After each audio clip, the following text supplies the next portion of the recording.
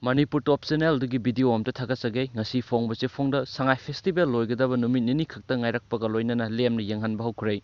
Festival asi hanadi ticket kaklaga yengnabani November 19 dagi di ticket yaudana sanghalle. Sangphamda check tawba natan atai di leitre. Hana thokpa main gate VIP gi sangpham thokpham oiramba adudasu thokanba haure. Hanadi yengba lakpa miyoi singi thokpham tongana awangna thokalamani mi yaudana pangthoklamba festival haujikti manil khara phangba horaklei. Police khurak hangdana leiraga yingbinaba mi yaudabadagi ahangba mafam haujikti mi kharadi uba phanglaklei.